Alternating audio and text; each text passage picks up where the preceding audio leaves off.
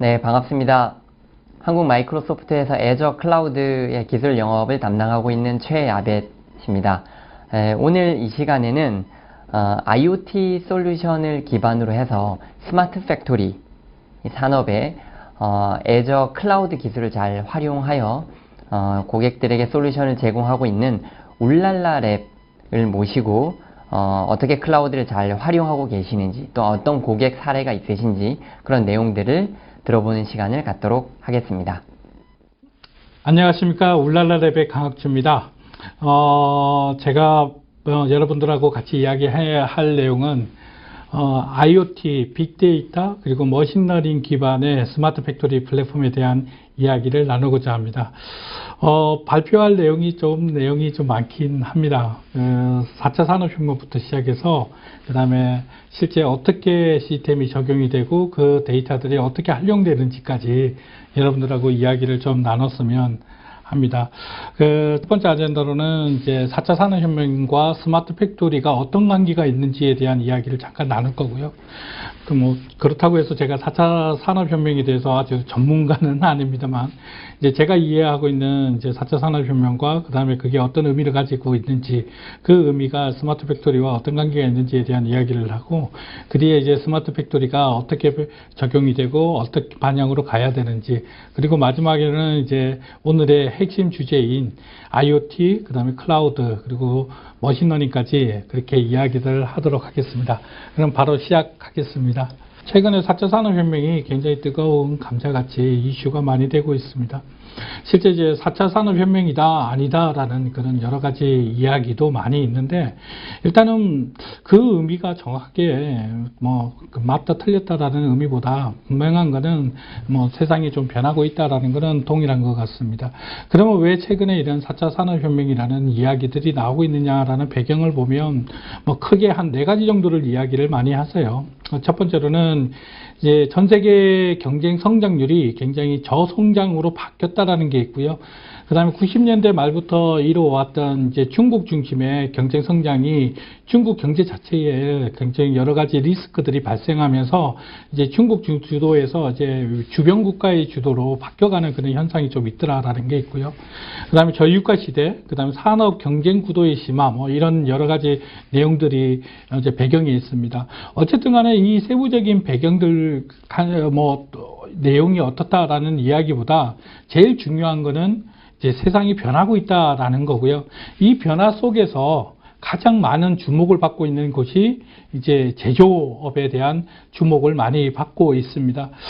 제조업이 많이 주목을 받고 있는 이유는 크게 2가지가 있습니다.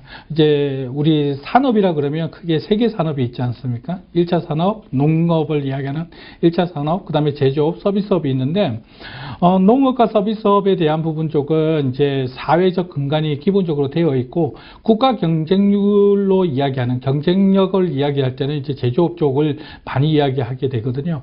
그러면 국가가 저성장에 있다, 내지는 국가가 경쟁력이 있다라고 했을 때 이 제조업이 차지하는 비율이 30% 정도가 제조업에 차지하고 있는 영역입니다. 근데 최근에 이 제조업이 침체되고 어려움이 있다 보니까 여기에 대한 해결책을 찾아야 되겠다라는 게 있고요. 그거보다 더 이제 큰 2번째 아젠다가 뭐냐 그러면, 최근에 들어와서 이제 우리가 흔히 스마트 시대라고 이야기를 합니다. 이 스마트 시대 때 보면 이제 제품들이나 그리고 많은 것들에 대한 이제 새로운 판법들, 생활 속에 있는 제품들, 이런 것들이 이제 새롭게 나오는 경우들이 많이 발생이 되고 있죠. 이런 제품들, 스마트폰 기반으로 한 제품들, 내지는 IT를 기반으로 한 제품들이 이제 제조업과 굉장히 밀접한 관계가 있는 거죠.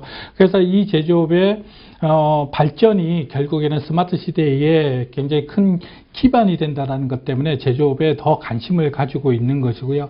그런데 그럼에도 불구하고 제조업이 갖고 있는 고질적인 문제점들이 있습니다. 노동력이 감소되고 인건비가 상승된다는 게 있고요. 지금 2차 산업혁명 이후부터 써오던 설비들, 그 다음에 7, 80년대 설비들, 그 다음에 90년대 설비들이 최근에 이런 변화들을 대응하기가 어렵다라는 문제들도 있고요. 그리고 이제 최근에 들어와가지고 소프트웨어 회사와 하드웨어 회사가 구별이 안 되는 이런 이제, 그 산업 간의 구변점이 없어지는 이런 특징들이 이제 고질적으로 제조업에 계속 있어 왔었죠. 그렇다 보니 우리가 농업이나 서비스업도 뭐 경쟁이 아무리 어렵다 그래도 조금씩 발전이 되어 왔었습니다. 근데 80년대 이후부터 이제 제조업이 계속 침체가 되고 있었던 거거든요. 아마 이런 침체 속에서 가장 자존심이 많이 이렇게 상했던 곳이 아마 독일이 아니었을까라는 생각이 듭니다. 이제 이 당시만 하더라도 독일은 이제 제조업 국가 쪽에서 최상위를 달리고 있었고, 그 다음에 이제 품질이나 퀄리티에 대한 문제도 굉장히 상위에 있었는데 80년대 후반 90년대로 넘으면서 중국으로 그 주도권이 조금씩 옮겨가다 보니 독일 내에서 이 문제를 해결하자라는 움직임이 생겨났습니다. 그게 2006년도부터 생겨나기 시작을 했고요. 2011년도에 인더스트리얼 4.0이라는 이제 새로운 정책 방향을 만들어내고 이걸 이제 강하게 드라이브하는 과정 중에 스마트 팩토리라는 그런 이제 단어가 나오게 됩니다. 이 스마트 팩토리를 이제 한마디로 정의를 하자라고 한다 그러면 제조업과 IT를 결합시키자. 또 조금 더 내려간다 그러면 이제 공장을 운영하는 기술을 OT라고 하고 정보 기술을 IT라 그러면 이 OT와 IT를 융합을 시키는 것이 스마트 팩토리다. 이런 이제 개념들이 생겨나게 되는 거죠. 그 뒤로부터 독일이 굉장히 빠르게 인더스트리얼 4.0이라는 부분 쪽으로 가면서 이제 큰 기업들이 참여를 하게 되고 또 실제적인 독일 정부 내에서도 이제 효과성에 대한 검증이 이루어지면서 큰 나라들이 이제 참여를 하게 됩니다. 최근에는 이제 전 세계에 13국, 3개의 국가가 넘는 국가들이 이제 스마트 팩토리에 적극적으로 참여하게 되는 거죠. 자, 여기서 한 가지 좀 짚고 넘어갔으면 하는 게 있습니다. 대부분 분들이 스마트 팩토리 그러면 이제 공장 자동화, FA를 생각을 많이 하십니다. 근데 스마트 팩토리의 본질은 자동화가 아니라는 것부터 시작이 돼야 됩니다. 이제 요즘에 스마트 팩토리를 고민하다 보면 이런 이야기를 많이 하시거든요. 뭐 사람의 일자리가 줄어든다 내지는 공장의 환경이 완전히 바뀐다. 이런 내용들에 대해서 우려를 하시는 분도 있고, 이제 그 문제점을 제기를 하시는 분들도 있습니다. 근데 이런 문제들이 대부분 공장을, 스마트 팩토리를 FA라는 개념으로 두고 있다 보니까 이런 문제들이 발생이 되는 거거든요. 근데 4차 산업과 스마트 팩토리 형상은 공장 자동화로 지금 현재 운영하고 있는 대량 생산 체제를 효율성 있게 바꾸자라는 개념으로 접근을 하기에는 굉장히 내용이 다른 방향으로 가게 됩니다. 그래서 조금 더 접근된 내용들을 좀 짚고 넘어갈 필요가 있을 것 같습니다. 저는 스마트 팩토리 그리고 4차 산업혁명이라고 볼 때 어디서부터 시작이 돼야 되냐면 고객에서부터 시작이 돼야 된다라고 저는 생각합니다. 고객이 바뀌고 있다. 시장이 바뀌고 있다라는 것에 집중을 해야 된다는 거죠. 그 말은 무슨 말이냐면 이전의 고객은 획일적인 제품 내지는 저렴한 제품에 대해서 굉장히 매력들을 느끼는 고객들이었거든요. 근데 최근에 들어와서는 이 고객들이 자기만의 제품 내지는 자기한테 맞춰져 있는 서비스 또 자기한테 자기 생활의 어떤 가치를 얻을 수 있는 것 중심으로 굉장히 니즈가 높아졌다라는 거죠. 결국에는 이런 제품에 대해서는 구매 의사나 지출 의사가 굉장히 높아졌다는 겁니다. 실제 이런 고객들에게 니즈에 직접적으로 접근되어 있는 제조업은 사실 실험은 1980년대 초반에 그리고 90년대 그리고 2000년대에 들어와서 굉장히 활발하게 이렇게 실험이 이루어지고 있었습니다. 여러분들이 알다시피 이런 서비스들이 있죠. 고객이 미리 주문을 해 놓으면 그 주문되어 있는 제품에 의해 그 제품으로 고객한테 맞춤 이제 제품을 제공한다라는 게 있죠. 유모차 같은 것도 있고, 와이셔츠도 심지어 그렇고, 최근에는 자동차, 그리고 게임 조이스틱을 주문을 하는데, 이전에는 똑같은 기능의 조이스틱을 구매를 했다 그러면 지금은 내가 잘 맞는, 내 손에 잘 어울리는 기능에 맞는 이런 조이스틱을 주문하는 이런 서비스들이 그동안 꾸준하게 실험적으로 만들어져 왔습니다. 근데 이런 서비스들이 이제 최근에 들어와서 각광을 받게 되고 굉장히 경쟁력이 높다라는 것을 알게 된 거죠. 근데 이것을 서비스로만 볼 거냐? 아니면 이 서비스를 뒷받침해 줄 수 있는 제조업까지 봐야 되냐라는 문제에 봉착하게 되었다라는 것이 스마트 팩토리 4차 산업에 이해하는데 핵심적인 키워드가 아닌가라는 생각이 듭니다. 그러면 지금 현재 4차 산업의 핵심 방향, 그리고 스마트 팩토리의 핵심 방향은 이전에는 통일 제품 대량 생산, 대량 판매를 중심으로 했다 그러면 이제는 고객 한 명 한 명한테 맞는 커스터마이징이 된 내지는 고객에 특화된 다양한 제품, 그 다양한 제품들이 또 소량 생산에 다 품종을 할 수 있게끔 하는 형태로 이제 지금 산업을 바꿔야 가야 된다라는 게 지금 대두되어 있는 현실인 거죠. 그러므로써 이제 제조업들의 경쟁력을 높이겠다라고 보는 거죠. 이런 변화는 결국에는 고객에서부터 시작이 됐고, 이 고객에서부터의 니즈가 산업 전반에 이제 영향을 미치게 됩니다. 생산부터 그리고 나중에 이제 공급까지. 이 과정 중에 이 데이터들이 필요하고, 그리고 이 과정 중에 이게 어떤 흐름으로 가야 되는지 시장에 분석을 한다든지 제품의 양질적인 문제, 품질적인 문제를 체크를 해야 되는 그런 여건들이 나오게 되는 거고요. 이런 기반들이 결국에는 IT와 접목이 되고, IT와 접목된 제조업은 또 다른 산업, 뭐 물류라든지 소비라든지 이런 부분까지 연결이 됨으로써 전반적인 이제 우리가 흔히 말하는 4차 산업의 반영이 되는 거죠. 이런 반영들을 이제 스마트 팩토리가 충족해 줄 수 있느냐라는 게 바로 핵심 고민이고 핵심 반향이라고 할 수가 있겠습니다. 자, 그런데 이제 여기서 문제점이 하나 발생이 됩니다. 이제 스마트 팩토리가 필요하다는 것은 분명합니다. 그리고 이 스마트 팩토리가 단순히 물건을 생산하는데 제품을 만드는 데만 국한되어 있지 않다라는 거죠. 스마트 팩토리에는 크게 5가지 영역이 있습니다. 제품 생산, 품질에 관련된 거, 그 다음에 설비 유지 보수, 에너지, 그 다음에 안전까지. 이런 논리는 벌써 13년, 15년 전부터 있어 왔던 논리거든요.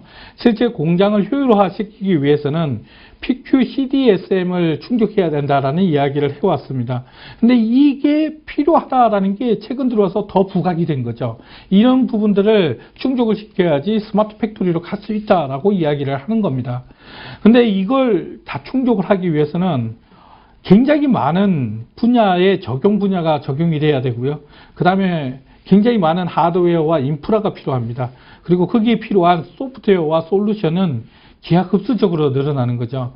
물론 이런 이제 자원들은 큰 기업들, 그러니까 어느 정도의 R&D가 가능한 기업들에게는 큰 문제가 없습니다. 대부분 이제 예산이 있기 때문에 로봇을 도입을 한다든지 아니면 자동화에 대한 이제 논리를 빨리 구축한다든지 아니면 그런 전략을 실행을 하는 거에 큰 문제가 없는데, 문제는 전 세계 제조업들의 산업적 구조에서 그 문제점을 찾을 수가 있습니다. 그래서 대부분 산업 구조에서 보면 대기업은 전 세계적으로 1% 정도의 내외고요. 대부분이 중소기업, 그러면 중견기업들이 그 나머지 위치를 차지합니다. 그렇게 따진다 그러면 비율적으로 전 세계적으로 볼 때는 80% 이상, 국내에서는 90% 이상이 중소기업의 기업이 더 많이 비중을 차지하고 있고, 이들의 이제 개선이 필요하다는 것인데, 실제 중소기업의 공장 환경들을 보면 이제 당장에 스마트 팩토리로 갈 수 있는 방법을 가질 수 있느냐라는 게 고질적으로 나오는 겁니다. 이제 대기업들은 자동화에 대한 준비가 어느 정도 되어 있지만, 대부분 중소기업은 설비가 오래됐거나 아니면 프로세스가 정형화되어 있지는 않거나 내지는 수작업으로 하는 그런 작업들이 월등히 많거든요. 이런 제조업들에게, 이런 중소기업들에게 당장의 스마트 팩토리라는 것은 어떻게 보면 중간 단계가 없는 엔드 단계를 봐야 되는 굉장히 높은 클래스의 이제 문제점으로 다시 해결책이 아니라 고민점으로 만들어지는 그런 문제점들을 가지고 있습니다. 그렇다 그러면 이분들에게 먼저 스마트 팩토리로 가기 위해서 먼저 해야 될 일이 뭐냐라는 건데요. 저희가 생각하는 가장 중요한 핵심은 바로 데이터라고 생각을 합니다. 데이터라는 것은 한 가지의 의사결정을 하기 위해서 중요한 키가 되거든요. 이 데이터를 가지고 지금 생산을 몇 개를 해야 되느냐, 그리고 생산된 제품이 정말 물건이 이상 없이 품질이 괜찮으냐, 아니면 이런 품질 관리와 생산 관리를 가지고 내가 들어가는 전체적인 이제 투입 비용을 어떻게 하면 줄일 것이냐, 이런 고민들을 해결할 수 있는 첫 번째 키를 제공하는 것이 저희는 데이터라고 보고 있습니다. 결과적으로는 중소기업의 스마트 팩토리가 첫 시작은 중소제조 공장들이 얼마나 빠르고 옳은 의사결정을 할 수 있는 힘을 길러주느냐라는 게 핵심이라고 할 수 있겠고요. 그걸 위해서는 바로 데이터 수집으로 상황 판단을 원활하게 할 수 있게끔 해줘야 된다라고 생각을 하고 있습니다. 그렇다 그러면 스마트 팩토리로 가기 위해서 크게 뭐 한 6단계를 본다 그러면 제일 먼저 접근이 돼야 될 것이 데이터 수집을 원활하게 할 수 있느냐, 그 능력을 얼마나 갖출 수 있느냐.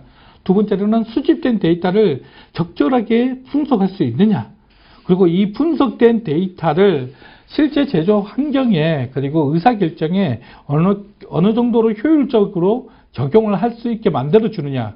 그 뒤에 뭐 자동화든 아니면 공장에 뭐 새로운 로봇을 도입을 하든 어떤 의사결정이 최종적으로 전략이 수립이 되어야 되는데, 문제는 이제 이 앞단을 이제 중소기업들이 효율적으로 가져가야 된다는 거죠.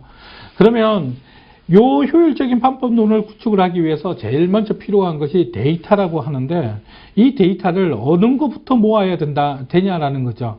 실제 한 10몇 년 전부터 이야기해왔던 식스시그마라는 이제 생산 표준 규율이 있습니다.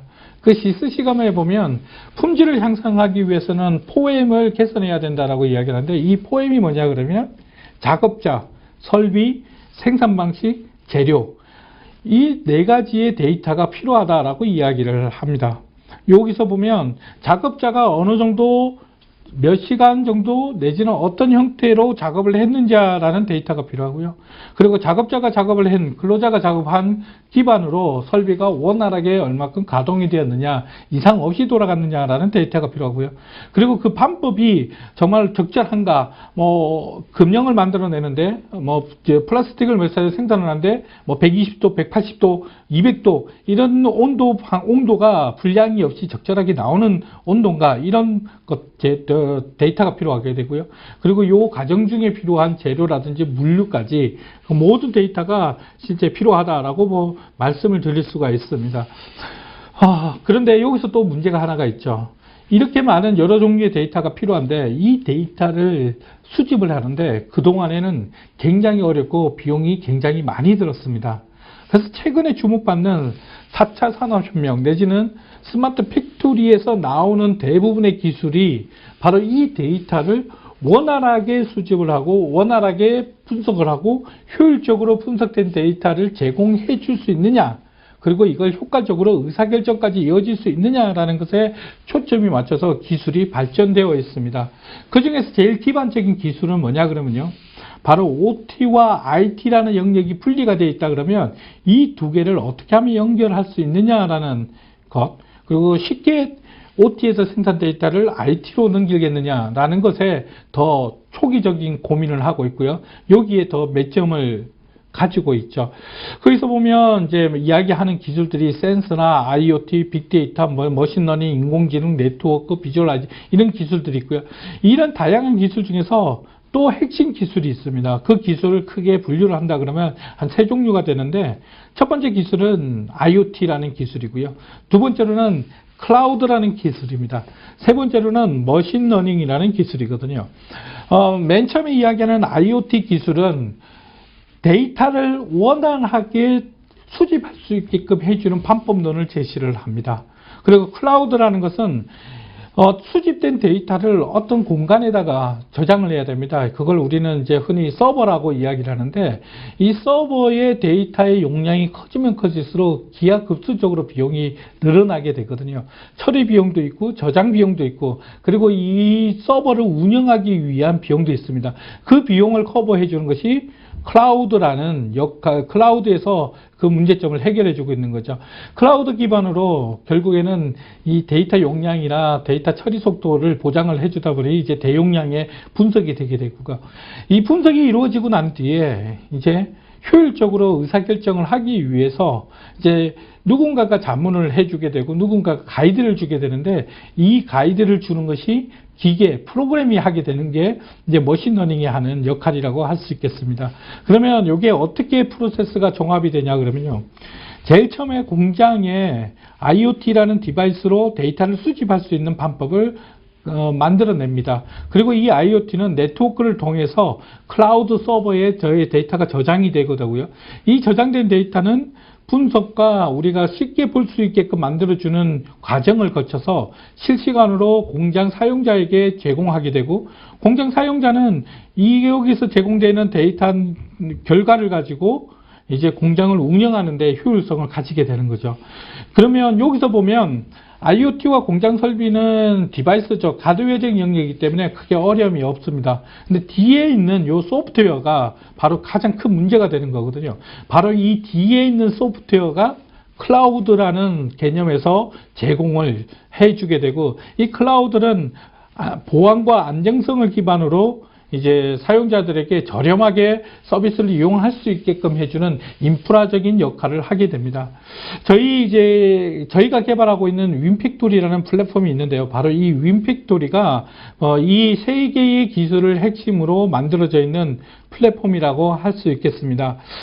저희 윈팩토리에 대해서 잠깐 좀 설명을 좀 드리자 그러면, 윈팩토리는 IoT 기반의 데이터 수집하는 장치인 위콘이라는 장치가 있고요. 이 위콘이라는 장치가 설비에 붙어서 데이터를 수집을 하게 됩니다. 그리고 이 수집된 데이터를 분석하고 시각화하고 사용자한테 어떤 의사결정을 내릴 수 있게끔 해주는 가이드를 주는 소프트웨어, 클라우드 소프트웨어가 탑재가 되어 있는데, 이게 위맥스라고 이제 하드웨어와 소프트웨어가 결합되어 있는 플랫폼이 이제 윈팩토리라는 플랫폼입니다. 먼저 이제 하드웨어인 위콘에 대해서 설명을 잠깐 드리자 그러면요. 공장에 어떤 데이터 수집을 하기 위한 하드웨어를 적용을 할 때 가장 어려워하는 것이 센서 데이터 또는 PLC 또는 어떤 특정의 DAQ 같은 디지털 데이터 장치들과의 연동성입니다. 그러니까 위콘, IoT라는 것은 이런 센서와 PLC나 어떤 데이터 장치들과의 연계성이 굉장히 좋아야 되고요. 두 번째로는 네트워크라는 것을 보장을 해줄 수 있어야 됩니다.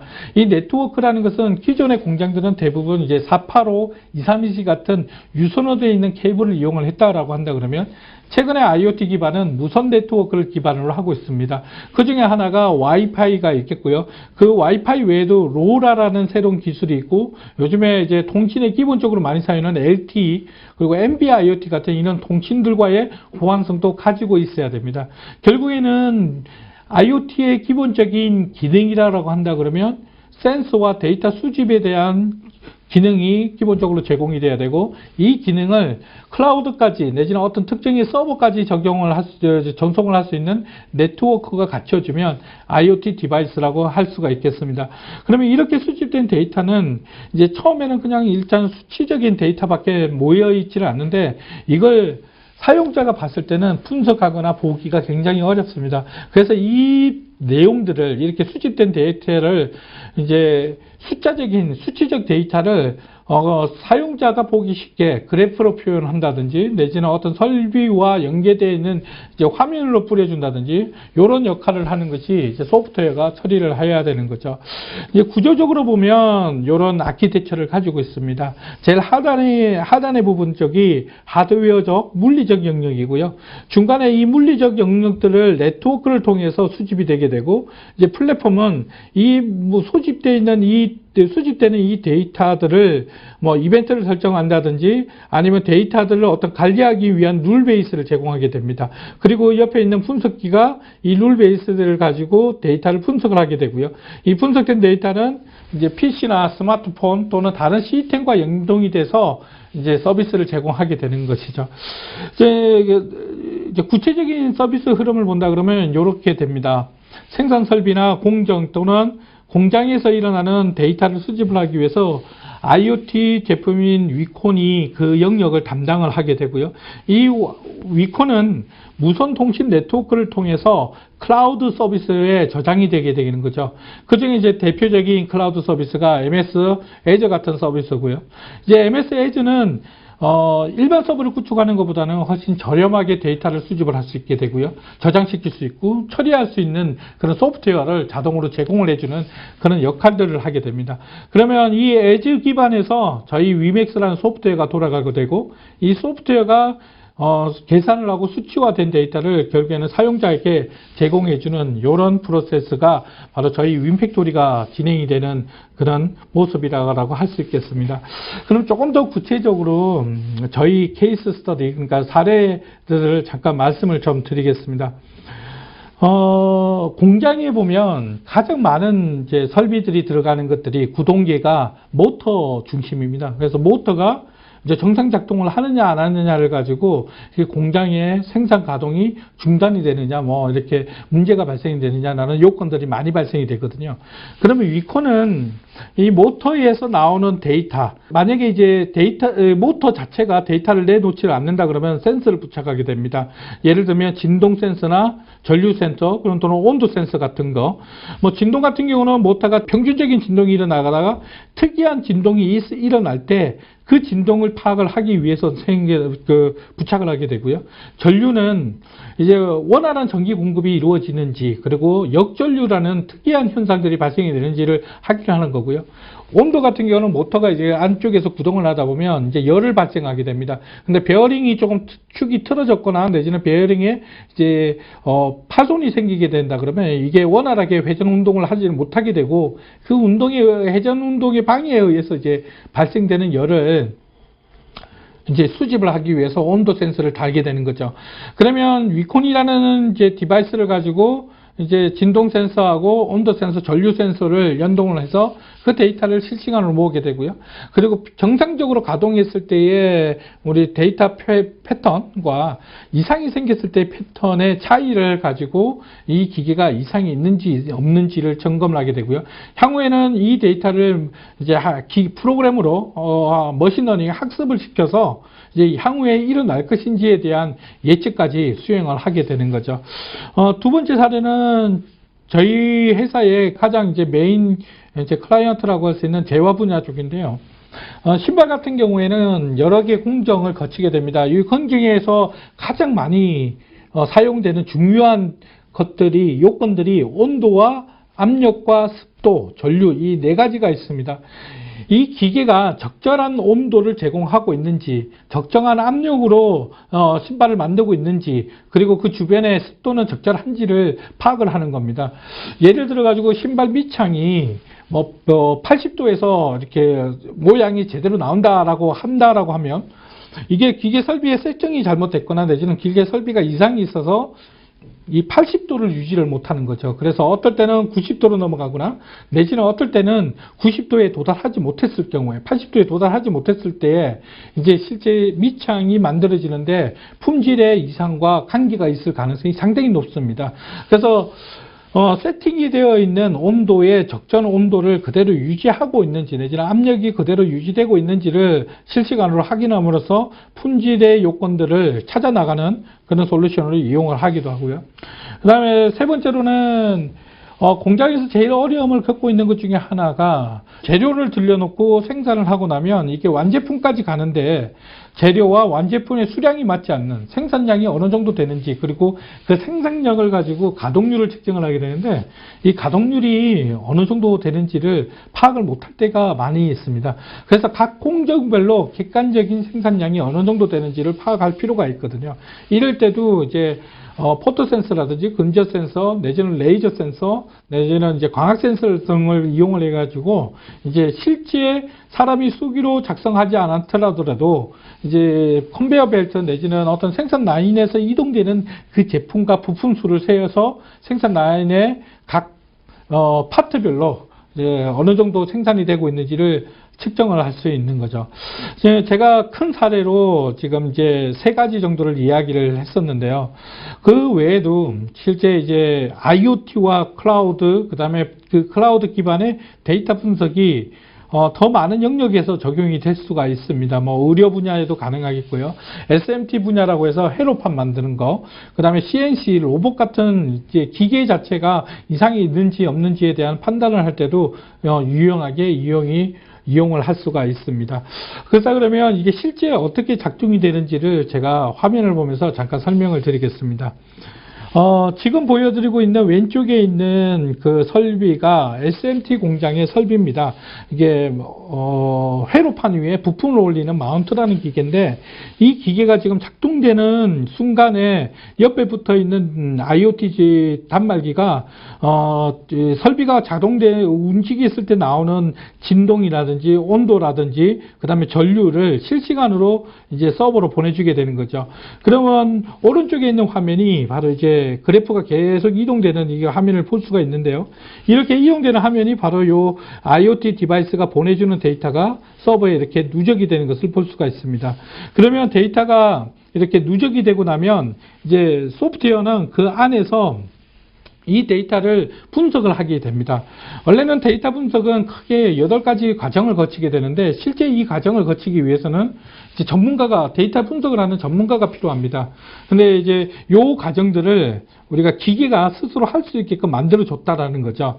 그래서 기계 안에서 보면 이제 예를 들면 왼쪽에 있는 그림이 온도 데이터인데, 적정 온도를 이제 상하값과 하위값을 만들어내고 그 온도 상한에서 움직였는지 확인을 하게 되는 거고요.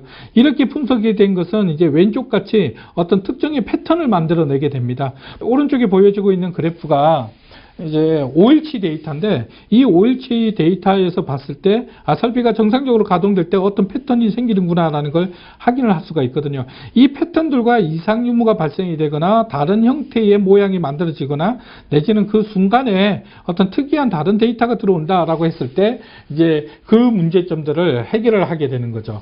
자, 그러면 이게 조금 더 구체적으로 들어간다 그러면, 지금 보시는 이런 차트들이 바로 이제 데이터 분석에 들어가 있는 차트들입니다.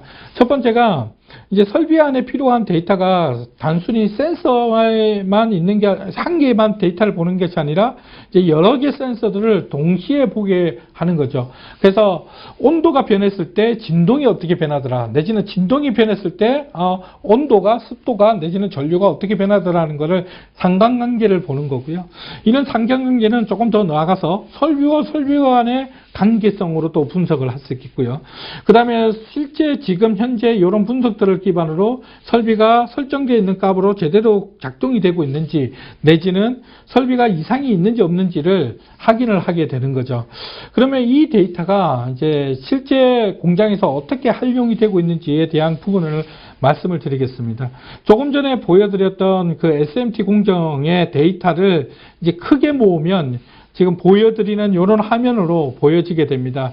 이 화면이 하루치 데이터거든요. 근데 이 화면에서 보면 이제 요 표시되어 있는, 노란 표시가 되어 있는 영역에서 설비가 약간 그래프 모양이 특이한 점이 발생이 된 걸 확인을 할 수가 있습니다. 이 데이터를 조금 더 확장을 해보니까 실제 설정값, 평균 정상적인 기계 설정값에서 나오는 데이터와 조금 다른 형태의 이상 주파수가 나온다는 걸, 이제 파동이 나온다는 걸 확인이 될 수 있는 거죠. 그렇다 그러면 하루 동안 있어 왔던 그 설비의 가동에서 이제 이 시간대에 기계 이상 가능성이 상당히 높다라는 것을 알게 되고, 이 이상 유무에 대한 부분들이 학습이 되면 이제 이런 패턴이 나오기 전에 미리 이런 패턴이 나올 수 있다라는 것을 알려주게 되는 겁니다. 그러면 이제 결과적으로는 어떤 특정 온도에서 올라갔다 내려갔다라는 것을 가지고 기계의 이상 유무 품질에 관련된 문제, 그다음 에너지에 관련된 문제 다양하게 이제 응용을 하고 적용을 할 수가 있는 겁니다. 근데 이제 이 데이터들은 실제 보면 빅데이터 전문가들이 하는 내용들이고요. 이제 요걸 공장에서는 담당자가 이런 분석들을 하기는 어렵거든요. 그래서 이 담당자들이 하는 분석의 내용들을 사용자가 다시 쉽게 볼 수 있게끔 만들어주는 것을 시각화라고 이야기를 합니다. 대표적인 공장이 바로 이런 공장입니다. 이제 이 회사는 전 세계 여러 군데 이제 공장을 두고 있고요. 이 공장들의 각 가동 상태들을 보시면 이제 어떻게 작동이 되고 있는지를 확인을 되고 있는데, 요 중에서 보시면 이제 여기 빨간 표시가 되어 있는 부분이 있습니다. 요 빨간 부분 쪽에 있는 것들은 지금 보시면 3개의 설비가 이상 가능성이 높다라고 판단을 하고 있는 거고요. 그래서 클릭해서 들어가면 실제 설비 안에서 어디 부위가 이상이 있을 가능성이 높다는 걸 보여주게 되는 거죠. 그러면 그걸 다시 클릭해서 들어가면 그 세부 부분이 실제 설정값과 어떻게 작동이 되고 있는지, 그리고 실제 그 데이터 주기가 정확하게 맞는지를 확인을 하는 겁니다. 근데 화면에는 사용자는 이렇게 쉽게 볼 수 있는 거고요. 백단에서는 이제 굉장히 많은 데이터들이 뒤에서 작동을 하게 됩니다. 지금 오른쪽에 보고 계시는 이게 굉장히 많은 한 290개 정도 되는 데이터 종류들이 모여서 여기서 분석이 자동으로 이루어지고, 이 분석된 데이터들이 결국에는 이제 왼쪽에 있는 이런 화면으로 보여지게 되는 거죠. 이렇게 쉽게 볼 수 있게끔 해주는 것을 이제 시각화, 비주얼라이징이라고 하고요. 이렇게 운영을 할 수 있게끔 만들어 주는 것을 우리는 이제 대시보드라고 이야기를 하게 됩니다. 제가 약 한 40분 동안 여러분들한테 이제 스마트 팩토리가 4차 산업혁명과 어떤 관계가 있고, 그 다음에 스마트 팩토리로 가기 위해서 어떤 문제점이 있고, 그리고 그 문제점을 해결하기 위해서 먼저 접근해야 되는 것이 데이터라는 것부터 이야기를 계속 해왔고요. 그리고 난 다음에 저희 플랫폼에 대한 소개도 잠시 진행을 했습니다. 그러면 마무리를 좀 지으면 이렇습니다. 스마트 팩토리의 가장 핵심적인 기술이 뭐냐? 스마트 팩토리와 지금 나와 있는 기술들이 어떤 관계가 있느냐라는 걸 본다 그러면 바로 이 표를 보시면 쉽게 이해를 할 수 있을 것 같습니다. 결론적으로 본다 그러면 공장에서 생산 활동 내지는 제품을 만들어내는 품질 활동을 얼마나 효율적으로 할 수 있게끔 만들어 주느냐라는 관점에서 봤을 때 데이터를 수집을 해야 되고, 이 데이터를 가지고 어떤 특정한 의사결정을 해야 될 겁니다. 그리고 그 의사결정을 얼마나 빨리 진행을 하고 효과적으로 빨리 실행을 하느냐라는 것이 바로 효율성을 높일 수 있는 가장 중요한 키가 될 것인데, 이 키에서 지금 말하는 4차 산업혁명에서 이야기하는 기술들이 어떻게 적용이 되냐 그러면요. 제일 처음에 데이터를 수집하기 위해서 센서라는 게 필요하고, 이 센서에 의해서 데이터가 만들어집니다. 그리고 이 데이터는 네트워크를 통해서 이제 클라우드에 수집이 되게 되고요. 클라우드에서는 이렇게 수집된 굉장히 많은 데이터들을 분석하고 그 다음에 기계 학습을 하게 되는 거고요. 그 기계 학습이 된 데이터들을 사용자들이 쉽게 보여줄 수 있게끔 비주얼라이징 기술이라는 것이 적용이 되게 되고, 요까지 구축이 되고 난 뒤에 이제 공장 자동화 또는 이제 스마트 공장, 이런 공장으로 넘어가게 되는데, 이제 그 뒤에 로봇을 적용을 한다든지 지능형 공정을 만든다든지 이제 추진을 하게 되는 거죠. 요 기술에서 바로 제일 핵심적인 영역, 수집된 데이터를 어떻게 분석을 할 것이고, 어떻게 보여주고, 그걸 사용자에게 접근성을 높여줄 수 있게끔 만들 것이냐라는 영역을 수행을 하는 것이 바로 클라우드 플랫폼의 영역이다라고 말씀을 드릴 수 있겠습니다. 그렇게 감안한다 그러면 스마트 팩토리의 시작은 데이터 수집에 있고, 이 데이터 수집을 원활하게 위해서 IoT 기술이 있고, 여기서 수행성이 되는 데이터를 저장시키고 처리하기 위해서 클라우드라는 기술이 있다라고 이해를 하시면 되겠습니다. 그러면 여러분 제 발표를 여기서 마치기로 하고요. 설명을 마치기로 하고, 여러분들의 궁금한 점이나 이제 질문사항이 있으면 여러분들하고 이야기를 나누도록 하겠습니다. 그리고 저희 자료나 내지는 저희 설명을 좀 더 자세하게 알고 싶으면 저희 회사 이름이 울랄라랩입니다. 언제나 행복한 기술을 만들어 보자라는 뜻에서 만들어진 회사이고요.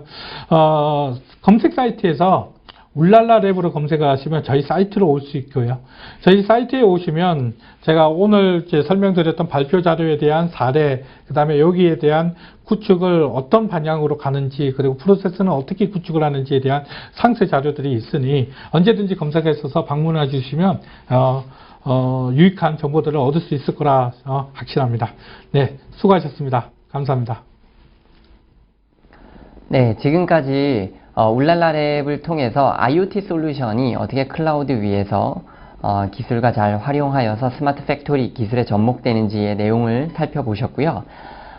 그러면 기본이 되고 있는 밑단의 애저 클라우드 기술에 대해서 제가 한 10분 정도 간략하게 설명을 드리도록 하겠습니다. 이 마이크로소프트 클라우드에 대표하고 있는 이 애저는 2018년 가트너 매직 쿼더넌트에서도 보시는 것처럼 지금 현재 클라우드 이아스 부분에서는 2위, 전 세계 2위의 마켓 쉐어를 차지하고 있습니다. 그래서 1위인 AWS와는 그 격차가 점점 좁혀지고 있고요. 그래서 그만큼 많은 분들이 이미 사용을 하고 있는 솔루션이고, 성장세라든가 또는 이 오픈소스 얼마나 친화적으로 사용자들이 쓰기 좋고 그리고 안정적인지 뭐 그런 것들을 다 감안을 하여서 선정이 되어 있는 그런 수치라고 보시면 되겠습니다. 마이크로소프트는 이 애저 클라우드뿐만 아니라 우측에서 보시는 것처럼 다양한 자체 보유하고 있는 솔루션을 많이 가지고 있습니다. 가장 유명한 마이크로소프트의 MS SQL 같은 경우에도 우측에서 보시는 것처럼 DBMS 시장에서도 매직 쿼드런트에서 1위를 차지하고 있는 솔루션이라고 보시면 되겠습니다. 이런 솔루션들이 사실 애저, 클라우드 위에 모두가 다 접목이 되어 있습니다. 그만큼 다양하게 활용이 되고 있기도 하고요. 그리고 실제로 이 마이크로소프트에서 제공하고 있는 클라우드 서비스는 좀 전에 보셨던 것처럼 애저뿐만 아니라 다양한 다른 솔루션들도 이미 제공을 하고 있습니다. 그래서 재작년이 되겠네요.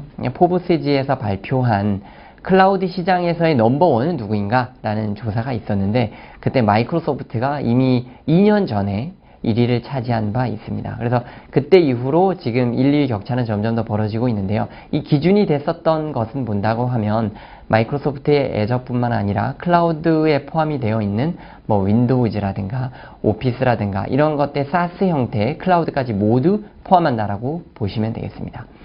그래서 실제로 주변에 보면 마이크로소프트 클라우드를 사용하지 않는 고객이 거의 없을 정도입니다. 그래서 포춘지가 선정한 500대 기업 중에 90% 이상이 마이크로소프트 클라우드를 사용을 하고 있습니다.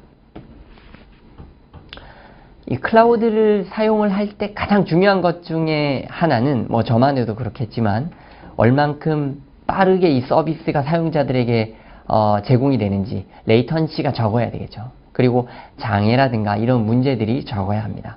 그래서 그런 것들을 가장 잘 뒷받침해 줄 수 있는 척도 중에 하나가 바로 이 데이터 센터가 됩니다. 그래서 이 애저 데이터 센터 같은 경우에는 전 세계에서 54개의 리전에서 애저 서비스를 제공을 하고 있습니다. 그래서 이 54개라고 하는 리전은 지금 현재 뭐 아마존이나 구글이 가지고 있는 데이터 센터 리전의 전체 수를 다 합친 것보다도 오히려 더 많습니다. 그만큼 클라우드 시장에서 더욱 안정적으로 사용자들에게 서비스를 제공을 하고 있다라고 보시면 되겠습니다. 국내만 하더라도 국내의 서울 지역 그리고 부산 지역 크게 두 개의 리전으로 나눠서 서비스를 제공을 하고 있기 때문에 혹시나 어느 한쪽의 리전이 무너진다라고 하더라도 300km 이상 떨어져 있는 쪽에 가용성을 보장해 줄 수 있는 곳이 있기 때문에 더욱 사용자 입장에서 안전하게 가용성을 보장해 줄 수 있다라고 보시면 되겠습니다. 그리고 일단 이 클라우드 위에 데이터가 올라오게 되면 사용자 입장에서는 이 여러 군데 나눠져 있는 데이터 센터들 간에 데이터를 쉽게 빠르게 이동을 하실 수가 있어요. 그래서 가령 국내에서 서비스를 하고 있었던 업무가 해외로 서비스를 확장을 해야 된다. 그런 경우에도 클라우드를 이용하면 데이터 센터 간에는 다 광망으로 연결이 되어 있습니다. 그렇기 때문에 빠르게 마이크로소프트의 네트워크를 활용해서 안정적인 데이터 전송이나 서비스를 해줄 수 있다라고 보시면 됩니다. 네, 그리고 클라우드 위에서 나의 어플리케이션이나 서비스를 운영을 하려고 하면 어떤 그 규제에 해당하는 것들을 잘 준수해야 됩니다. 가령 어떤 뭐 유럽에서 개인정보 보호법에 해당하는 뭐 GDPR에 대한 준수를 우리 클라우드에다 데이터를 올리고 서비스를 운영을 할 때 이것이 준수가 되고 있느냐, 아니면 국내 같은 경우에는 어떤 개인정보 보호법이라든가 이 데이터가 얼만큼 뭐 잘 암호화해서 올라간다거나 아니면은 ISMS에 해당하는 그런 규제들에 대한 것들을 이 서비스가 클라우드 위에 올라가 있었을 때 이런 준수들이 잘 인증이 되어 있어야 사실 우리 서비스에 대한 것들을 어떤 다른 기관으로부터 좀 더 안정적으로 인증을 받을 수가 있습니다. 마이크로소프트 애저 같은 경우에는 업계에서도 가장 포괄적으로 많은 컴플라이언스 규제들을 준수를 하고 있습니다. 그래서 가령 ISO 27001이라든가 어떤 다양한 유명한 인더스트리뿐만 아니라 그런 지역에 관련되어 있는 법규들을 다 준수를 하고 있는 그런 솔루션이고, 애저 위에 올라가라고 하면 사용자 입장에서는 좀 더 안정적으로 믿고 규제를 잘 준수하는 그런 솔루션이라고 보시면 되겠습니다. 그리고 사용자 입장에서는 어떤 어플리케이션을 개발을 하려고 하면 그들이 가지고 있는 다양한 랭귀지들도 있고 어떤 OS 환경도 다 다를 것입니다. 어떤 데이터베이스도 다를 수 있고요. 그런 솔루션 플랫폼들을 클라우드 위에서도 동일하게 쓸 수 있도록 지원을 해야 됩니다. 그래서 애저 위에서는 다양한 오픈소스 소프트웨어를 지원을 하고 있고요. 이 보시는 것처럼 어떤 뭐 자바라든가 PHP라든가 그런 개발 언어뿐만 아니라 어플리케이션을 개발할 수 있는 프레임워크, 그리고 데이터베이스, 뭐 마이스퀄이라든가 뭐 레디스라든가 뭐 다양한 몽고DB라든가 이런 DB뿐만 아니라 밑단의 OS들도 윈도우즈, 리눅스 그런 다양한 OS들 모두 다 지원을 해야 되죠. 그런 솔루션들을 애저 클라우드 위에서 다양하게 사용을 하실 수가 있습니다. 사용자 입장에서는 예전처럼 일일이 하나하나 다 빌트하고 개발하는데 시간을 많이 쓰실 필요 없이 있는 솔루션들을 바로 클릭만 해서 마켓플레이에서 쓰기만 하면 되는 겁니다. 그만큼 쉽게 구현이 될 수 있도록 플랫폼을 제공을 하고 있고, 실제로 마이크로소프트는 오픈소스를 실제로 많이 사랑합니다. 그래서 실제로 보면 GitHub에 올라가 있는 오픈소스 프로젝트 중에 1위 컨트리뷰터가 바로 마이크로소프트입니다.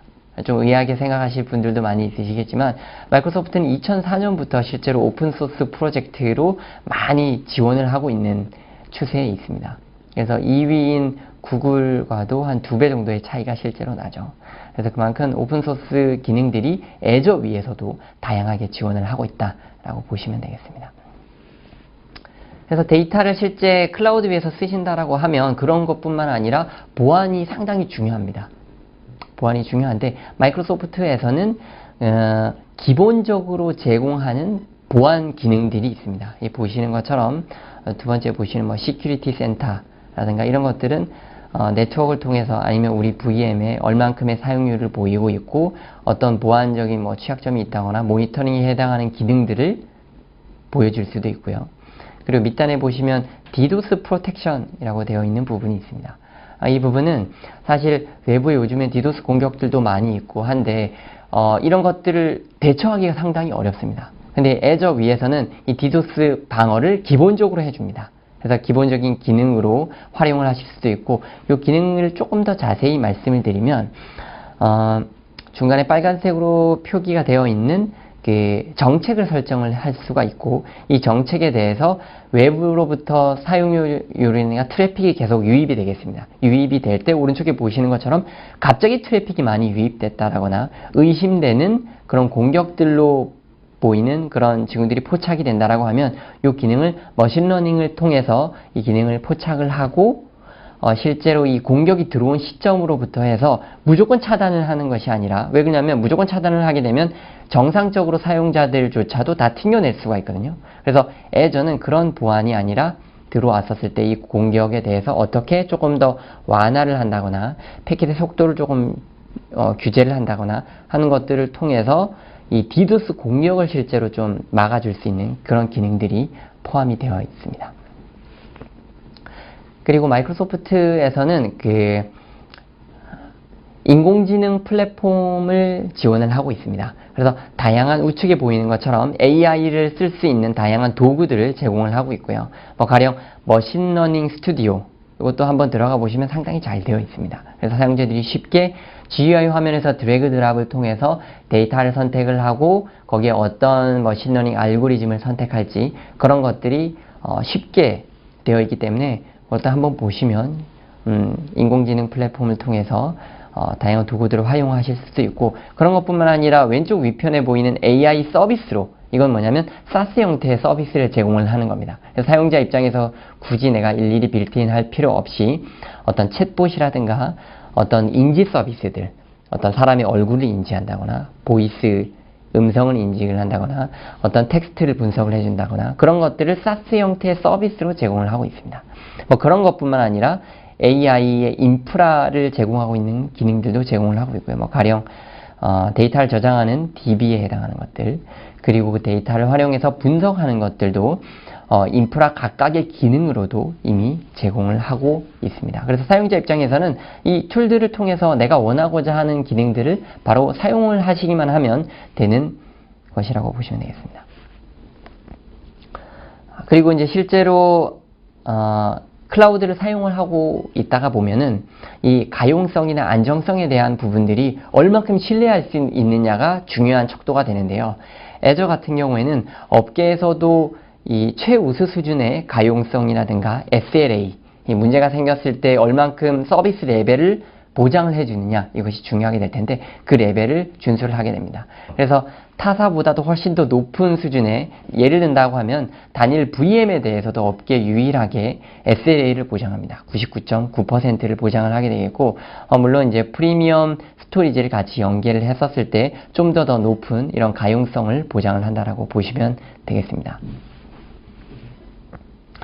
그런 것뿐만 아니라 이제 여기서 예시로 보이는 것처럼 실제로 이 SLA는 다른 업체들 같은 경우에는 중요 서비스들에 대해서만 SLA를 보장을 하는데 애저 같은 경우에는 애저 위에 올라가는 거의 대부분의 솔루션들에 대해서 작동 시간이라든가 가용 중지에 대한 것들을 SLA로 보장을 하고 크레딧으로 문제가 생겼을 때 보상을 하게 되어 있습니다. 그래서 지금까지 제가 짤막한 시간이지만 애저 클라우드 위해서 쭉 말씀을 드렸고요.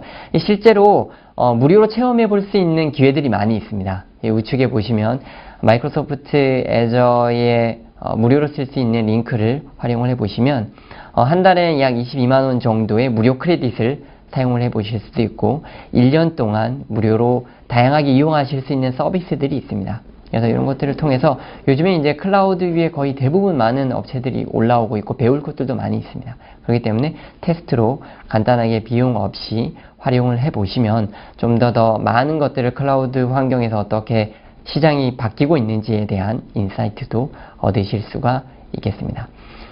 네, 그래서 여기 지금까지 말씀드렸었던 이 애저 기능들에 대해서는 제가 설명드린 것 이후에도 이후에 질문을 해 주시거나 아니면 또한 온라인에 좋은 자료들이 많이 올라가 있습니다. 그런 것들을 활용해서 애저 클라우드에 대해서 좀 더 이렇게 경험해 보실 수 있는 시간을 가지시면 현재 클라우드 시장에서 어떤 기능들이 실제 들어와 있고 이런 것들을 통해 우리 업무에 어떻게 적용하실 수 있으실지에 대한 인사이트를 얻어 가실 수 있을 것 같습니다.